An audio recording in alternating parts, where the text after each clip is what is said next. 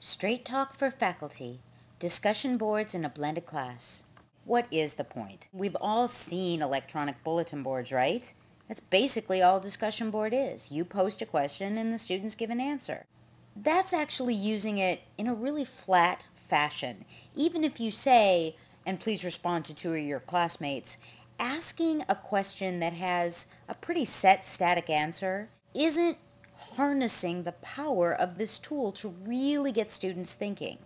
However, if we see this as an opportunity to really get students engaged in dialogue, then we are taking this flat static tool and using it to bring life into the experience for our students. How do we do this? Well, we need to recognize when we create prompts, we need to be asking students to interpret material. Put concepts into their own words. Not just repeat what you've read, not just give me the answer off the page, but explain to me how you are seeing this. Tell me what language makes sense to you in relation to these different concepts. By doing this, we encourage higher level thinking because the students not only have to recognize for themselves what is it they're really trying to communicate, but they get to see their peers negotiating meaning as well. And seeing subtle differences in how people who may read the same paragraph interpret it differently can open the door to recognizing that these aren't just semantics. These are actually very interesting, intricate details that have to do with understanding and implementation of these ideas. When we create discussion prompts and ask questions that force the students to apply concepts through making connections to the real world, to their experiences, we accomplish several things. None the least of which is recognizing that our students are adults. And as adults, they bring an entire world of experience with them. By getting them to apply concepts to things that they have experienced, seen, done, witnessed, we get them to see themselves as more involved in the learning. Adults need to feel that they are involved in the learning for it to take on real value and for them to be able to actually decompartmentalize and take it out of that, okay, I'm in student mode now, I must get the answer, and blend it into their real world lives and their real world experiences and their real world abilities. So how do you write these kind of delicious prompts? We can never ask a question that can just be answered with a yes or no, or some general bit of knowledge. We need to ask for perspective. We need the students to draw correlations across concepts or subject areas.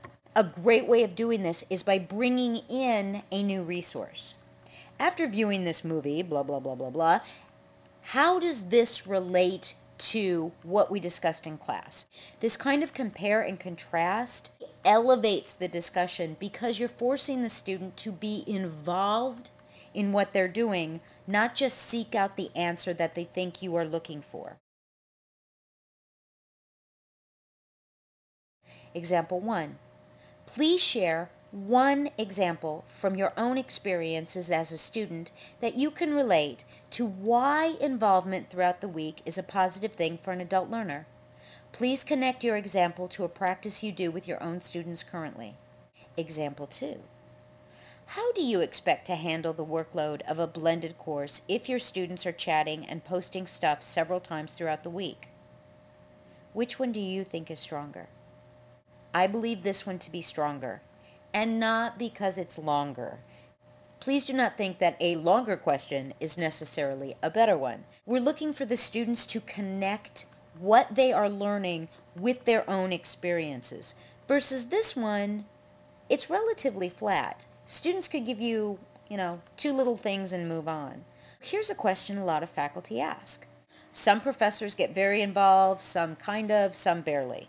It is very important that the first 2 weeks you send personal emails. Don't take over the board. This isn't about you. So you can send personal emails to the students based upon their postings. This is a discussion board prompt that I did with one of my classes. I know it's tempting, but try not to jump in until you've completed all three. The movie, and you see they have a link for a movie, the article, they have something to read, and the NPR story, they had something to hear. Put them together and what have you got? Seriously, remember we are truly looking for synthesis across concepts. Where are the threads of ideas woven into these three very different media that we can cull out and use to inform our curriculum design process now that we are in the putting it all together phase? Again, notice they had three things to do before they could even get into the chat. If you open up a posting, I have the author's name posted for the individual posts, right? So what I would do is send him an email, great post, here's what I liked about it. But the important thing, especially in those first 2 weeks, is that you show the students that you are reading those posts. Now additionally, in the middle of the week, I will often add something in, such as a link to a movie, a link to an article, a link to a website, something so that they get used to the idea that by midweek, their professor is going to have something really interesting to take the conversation to another level. How do you assess this work? You have to be clear with your expectations, rubric or specific guidelines. This is the rubric that I use with my students.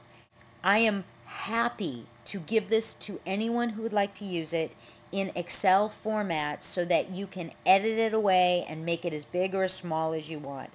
But what's important here is that the rubric needs to define exactly what you're expecting from your students. Frequency. Here's what's desired. Here's what earns the most points. A student posts at least 4 solid posts a week.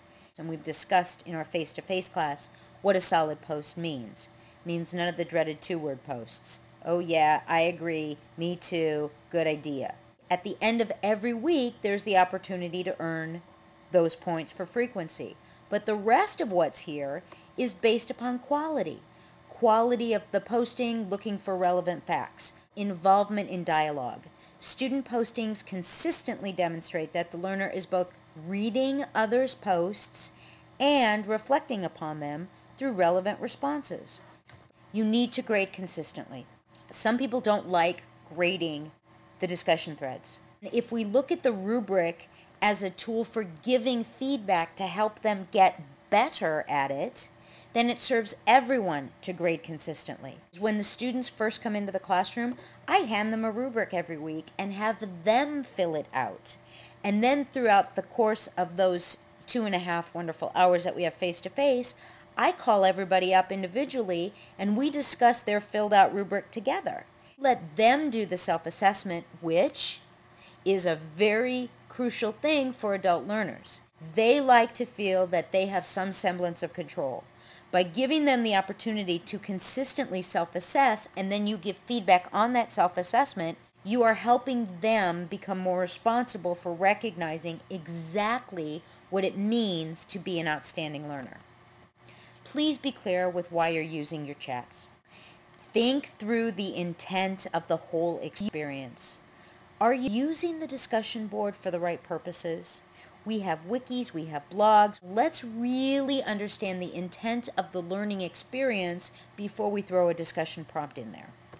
Please don't try to do more than 2 threads a week. Your students just won't be able to do it. They'll get exhausted, they'll get frustrated. And be consistent with your treatment of the chat. Again, if you're going to grade it, you do it every week. You need to be giving the students feedback. You're asking a lot of them to put themselves out there and really share their thinking. They deserve your feedback.